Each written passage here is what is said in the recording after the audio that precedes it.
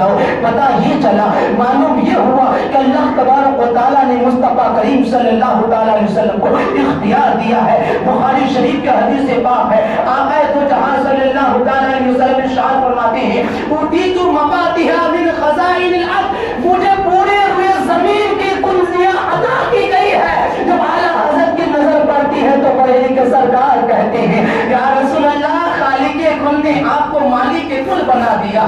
جس خالق کل نے آپ کو مالک کل بنا دیا، دونوں جہاں کی نعمتیں ہیں آپ کے قبض و اختیار میں، دونوں جہاں کی نعمتیں ہیں آپ کے قبض و اختیار میں. حضرات محترم احادیث کا رخ کرتے کیا ہے تو سنیے، بخاری شریف کتاب الجہاد و سیر کے حدیث پاک ہے. آقا تو جہاں صلی اللہ تعالیٰ علیہ وسلم کی بہت ہی پیاری حدیث ہے. اس حدیث پاک کے راوی حضرت انس بن مالک رضی اللہ تعالیٰ عنہ ہے.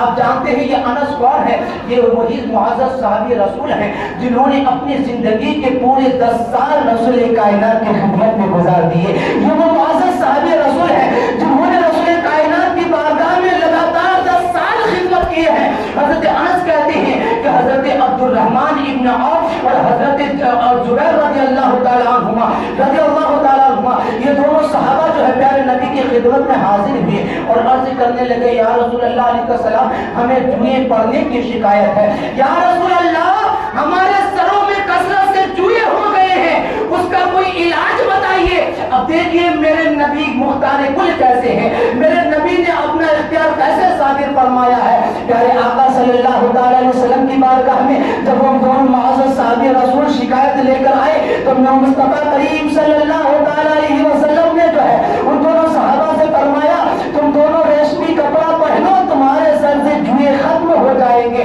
حضرات محترم، ہم اور آپ جانتے ہیں کہ ریشمی کپڑا پہننا مردوں کے لیے حرام ہے. مشکاۃ شریف کے حدیث سے پاک ہے حرم لباس الحریر والذهب علی ذکور امتی، کہ میری امت کے مردوں پر مصطفیٰ کریم فرماتے ہیں میری امت کے مردوں پر ریشمی کپڑا اور سونا حرام کر دیا گیا ہے. کل بھی ریشمی کپڑا حرام تھا، آج بھی ریشمی کپڑا حرام ہے. تا قیامت امت محمدیہ کے لیے ریشمی کپڑا حرام رہے گا. لیکن میرے مصطفیٰ کا اختیار تو دیکھیے، جب وہ دونوں صحابہ نے مصطفیٰ کریم کی بارگاہ میں عرض کیا یا رسول اللہ، ہمارے سروں پر جوئیں کثرت سے ہو گئے ہیں. مصطفیٰ کریم نے فرمایا تم ریشمی کپڑا پہنا کرو، تمہارے سر سے جوئیں ختم ہو جائیں گے، تمہارے سر سے جوئیں ختم ہو جائیں گے.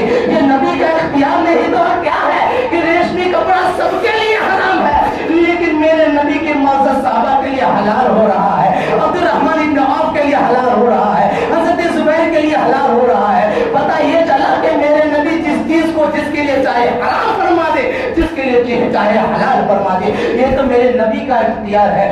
آئیے اور آگے چلیں، بخاری شریف کے حدیث پاک ہے آقا دو جہاں صلی اللہ تعالیٰ علیہ وسلم ارشاد فرماتے ہیں کہ تم میں سے جو کوئی شراب پی رکھے اسے 80 کوڑے مارو. کتنے کوڑے مارا جائے؟ شرابی کے لیے 80 کوڑے بیان کیے گئے ہیں. اگر کوئی شراب پیتا ہے تو شریعت اسلامیہ کی طرف سے اسے 80 کوڑے لگائے جائیں گے. ہم اور آپ جانتے ہیں کہ شراب پینا حرام ہے. ہم اور آپ جانتے ہیں کہ شراب پینے سے عقل جو عقل ختم ہو جاتا ہے. ہم جانتے ہیں شراب پینے سے گھر اور خاندان کے درمیان تنازع ہو جاتا ہے، جھگڑا ہو جاتا ہے، افراتفری کا ماحول ہو جاتا ہے، خاندان کے افراد زیر و زبر ہونے لگ سکتے. شراب کا ایک بوند بھی پینا حرام ہے، شراب کا ایک قطرہ بھی پینا حرام. یہ ہے کہ قرآن کریم سے شراب پینے کی حرمت ثابت ہے، اللہ اکبر، لیکن پورے قرآن میں آپ کو کہیں پر بھی شراب پینے کی سزا نہیں ملے گی. جس طرح سے کہا گیا کہ السارق والسارقۃ فاقطعوا ایدیہما جزاء بما کسبا، جب کوئی انسان چوری کر لے اور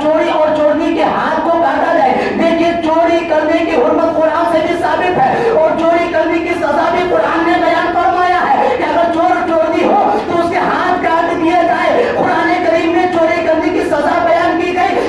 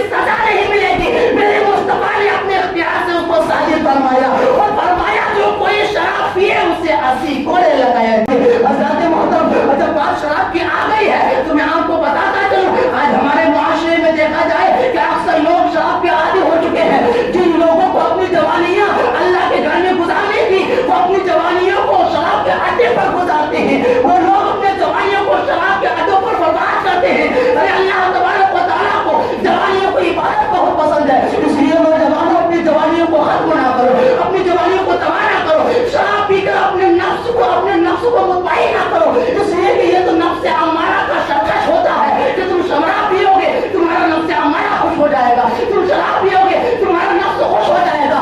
अपनी नफ्स को खुश करने के लिए कभी भी तुम बुरे काम का आदी ना बनो, बल्कि अगर नफ्स को खुश करना ही है तो उस नफ्स अम्मारा को नफ्स मुतमईन बना दो। जब तुम्हारा नफ्स मुतमईन हो जाएगा तो कुरान कहता है अला बिज़िक्रिल्लाहि तत्मइन्नुल कुलूब, अगर तुम्हारे पास नफ्स अम्मारा है तुम अल्लाह का जिक्र करो, तुम्हारे दिलों को इत्मीनान मिल जाएगा, तुम अल्लाह को याद करो, तुम्हारे दिल को सुकून मिल जाएगा। इसलिए अगर सुकून देना है अल्लाह की बारगाह में आओ, अल्लाह के घर को आबाद करो, शराब के अड्डों को आबाद ना करो।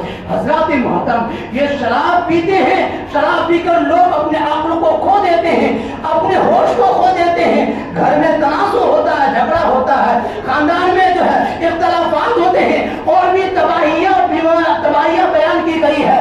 मुहलिक मशरूबात में से सबसे बुरी मशरूबात जो है शराब है, शराब है।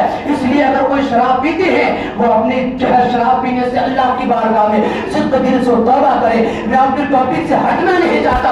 अल्लाह तबारक व तआला ने मुस्तफा करीम को दोनों जहां का मालिक व मुख्तार नबी बनाकर भेजा है। वो कैसे, मैंने हदीस की रोशनी में बयान फरमाया। एक और बहुत ही प्यारी हदीस सुनिए और अपने ईमान और अकीदे को मजबूत कीजिए।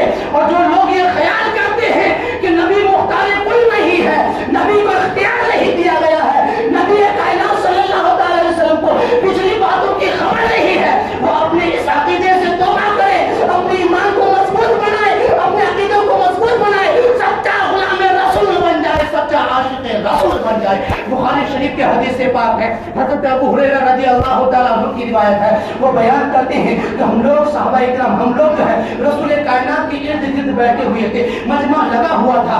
एक शख्स आया दौड़ता हुआ और अल्लाह के रसूल की बारगाह में अर्ज करने लगा, हलाक या रसूल अल्लाह, हलाक या रसूल अल्लाह, अल्लाह के रसूल में हलाक हो गया, मैं बर्बाद हो गया, अल्लाह के रसूल में हलाक हो गया। मुस्तफा करीम फरमाने लगे, बात क्या है, जरा बता तो सही, क्या बात है, क्यों हलाका कहता है, क्यों हलाका कहता है, बात तो बता।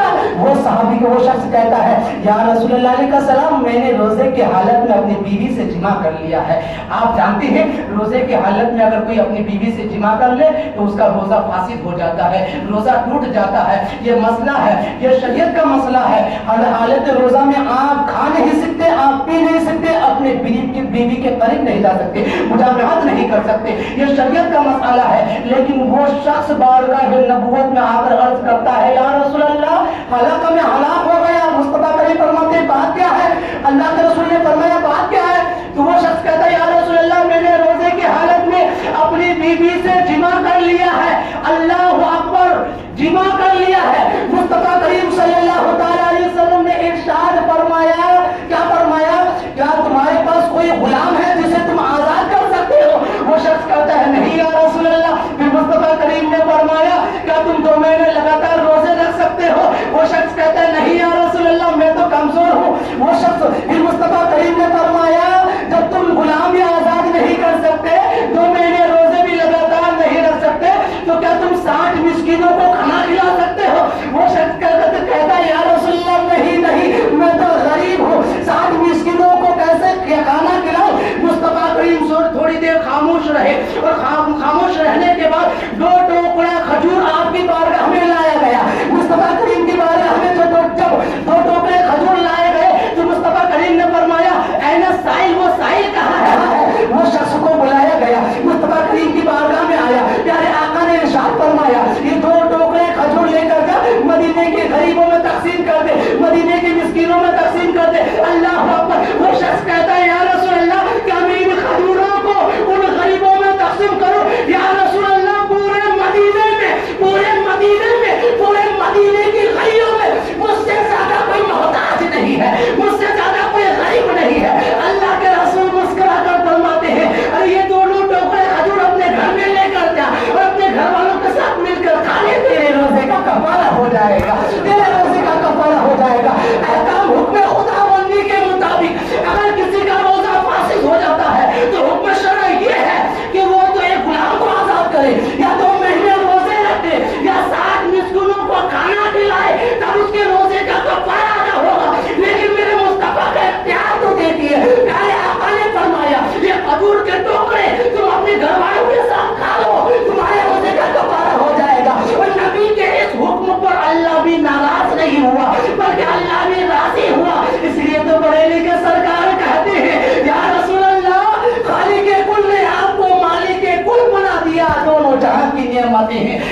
کے قبض و اختیار میں، دونوں جہاں کی نعمتیں ہیں آپ کے قبض و اختیار میں. یہ میرے نبی کا اختیار نہیں تو اور کیا ہے. اللہ کے رسول کے بارگاہ میں ایک شخص آیا اور کہنے لگا یا رسول اللہ میں مسلمان ہونا چاہتا ہوں، اسلام کے دامن سے وابستہ ہونا چاہتا ہوں. یا رسول اللہ کلمہ پڑھا کر اسلام میں داخل کر لیجیے، لیکن یا رسول اللہ میری ایک شرط یہ ہے کہ 5 وقتوں میں سے 2 وقت کی نماز پڑھوں گا، 3 وقت کی نہیں پڑھوں گا. وہ شخص کہنے لگا یا رسول اللہ اسلام بھی قبول کروں گا، مسلمان ہو جاؤں گا، لیکن یا رسول اللہ 5 وقتوں میں سے 2 وقت کی نماز پڑھوں گا. آپ جانتے ہیں کہ ہر مسلمان پر 5 وقت کی نماز دن و رات میں فرض ہے. 5 وقت کی نماز فرض ہے. اگر کوئی انسان جان بوجھ کر 1 وقت کی بھی نماز چھوڑے گویا کہ وہ گناہ کبیرہ کا مستحق ہوا، مستحق عذاب نار ہوا، اللہ کا نافرمان بندہ ہوا. کوئی انسان 1 وقت کی بھی نماز جان بوجھ کر چھوڑے لیکن وہ کہتا ہے یا رسول اللہ میں 2 وقت کی پڑھوں گا، 3 وقت کی نہیں پڑھوں گا. میرے مصطفیٰ نے یہ نہیں فرمایا کہ یہ مسلمان کا طریقہ نہیں ہے کہ 2 وقت کی پڑھو 3 وقت کی نہ پڑھو، یا میرے مصطفیٰ نے یہ نہیں فرمایا کہ تمہیں 5 وقت کی پڑھنا ضروری ہے. میرے مصطفیٰ نے یہ نہیں فرمایا کہ تم 5 وقت کی نماز نہیں پڑھو گے تو گناہگار ہو جاؤ گے. میرے مصطفیٰ نے یہ نہیں فرمایا تم 5 وقت کی نماز نہ پڑھو گے تو مستحق عذاب نار ہو جاؤ گے.